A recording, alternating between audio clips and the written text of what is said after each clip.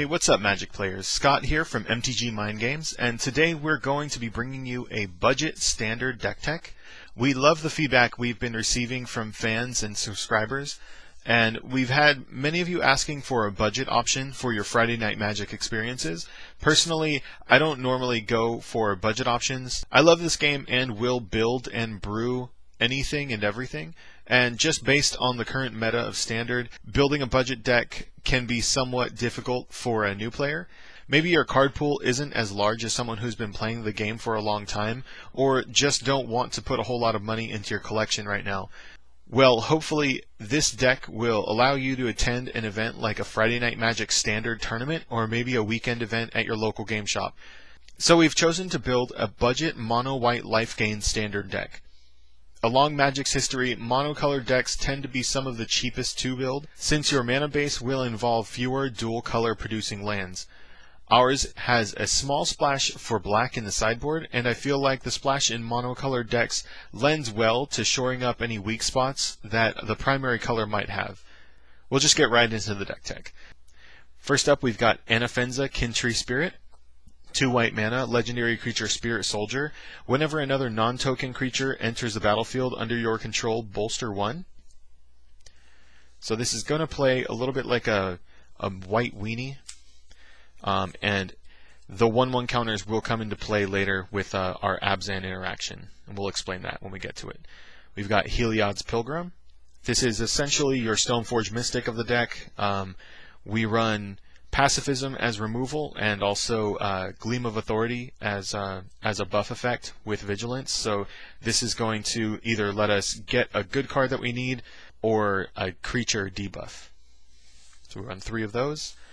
Watcher of the Roost. This is actually alternate art one.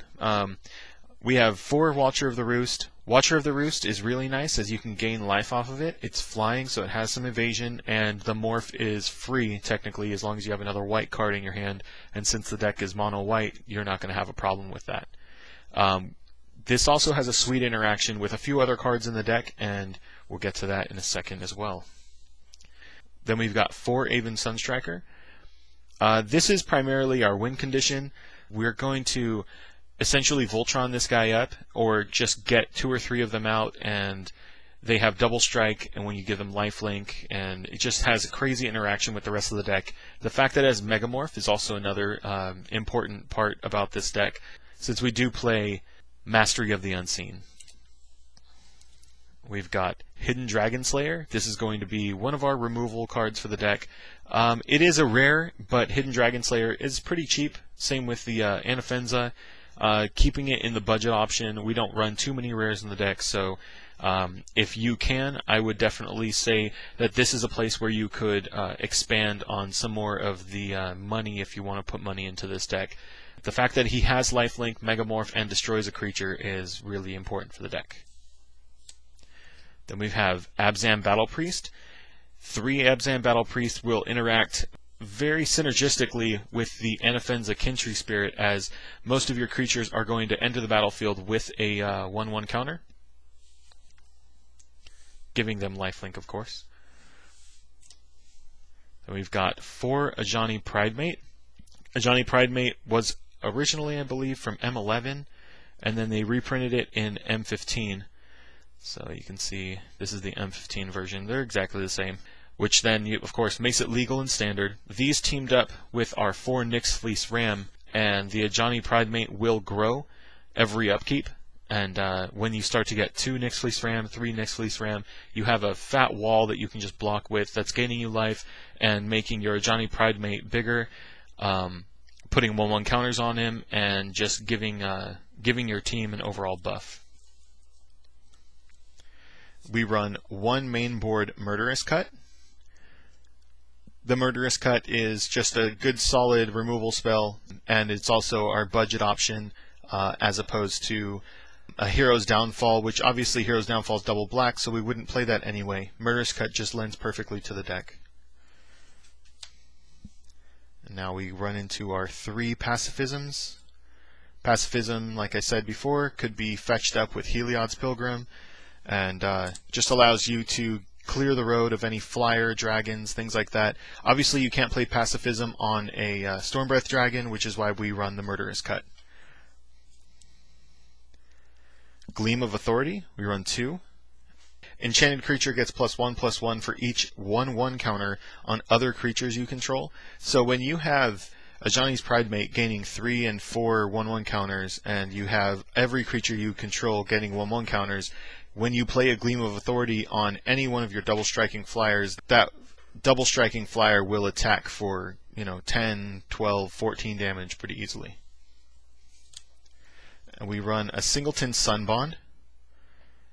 This is for if you have any creature, if you have lifelink online, it's just nice to go get your Singleton Sunbond, and you have an Aven Sunstriker attacking in, let's say it has lifelink because of your Abzan Battle Priest, or maybe it's your Hidden Dragonslayer attacking in for 4.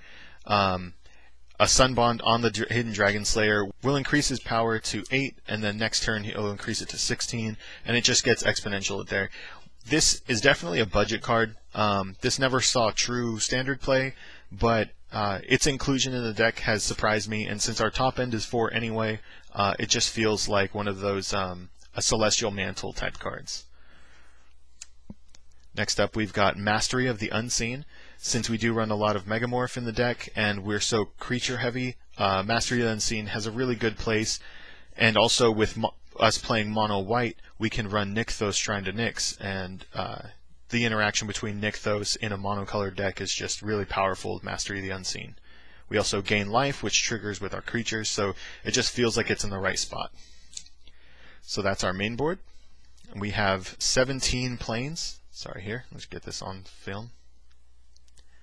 So we've gone through and chosen the planes that we wanted to run. And we get to our non-basic lands. We run 2 Temple of Silence, because if we're going to run Master of the Unseen, we want to be able to just look at the top card and not be punished for it. We don't want to see a land if we don't need a land. And playing the Temple of Silence, if that is a creature on top, then you're ready to go, and you just create a manifest token with that creature. And the best case scenario is you hit your Hidden Dragonslayer or one of your other 8 morph creatures, and you can actually interact with their morph ability.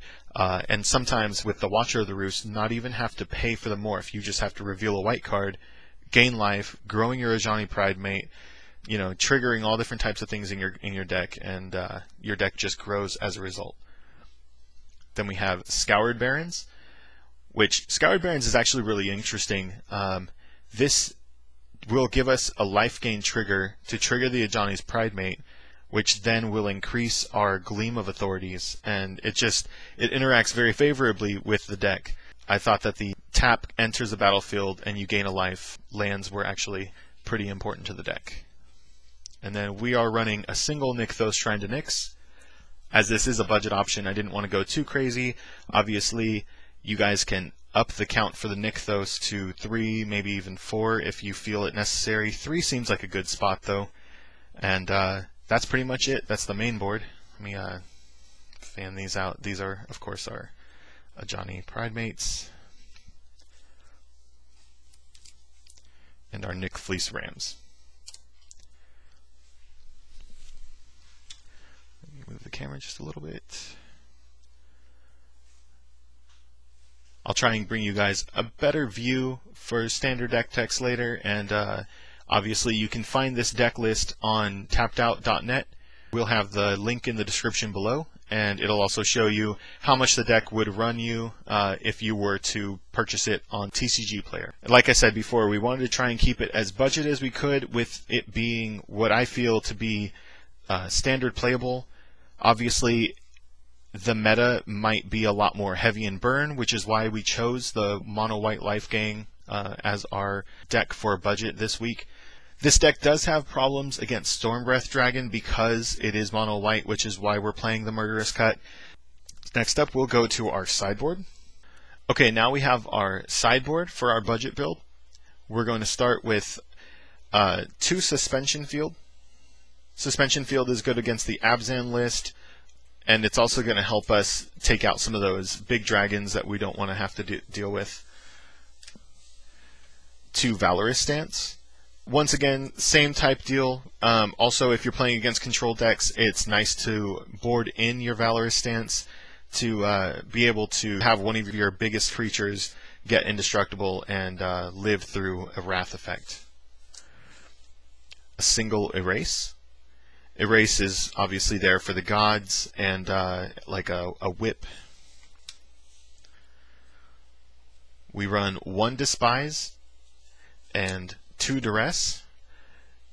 Despise is going to help us in the Abzan matchup. Duress you bring in against control decks. If you're going up against combo, you can board in all 3 of your discard spells.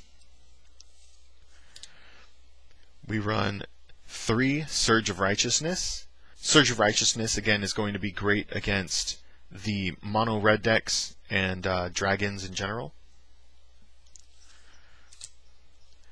Then we run 2 Ultimate Price. Ultimate Price is great against the Jeskai lists with their Goblin Rabble Masters and the mono red decks as well. Ultimate Price will also be great against the mono green decks that are running Whisperwood Elemental. And last up we have 2 Virulent Plagues.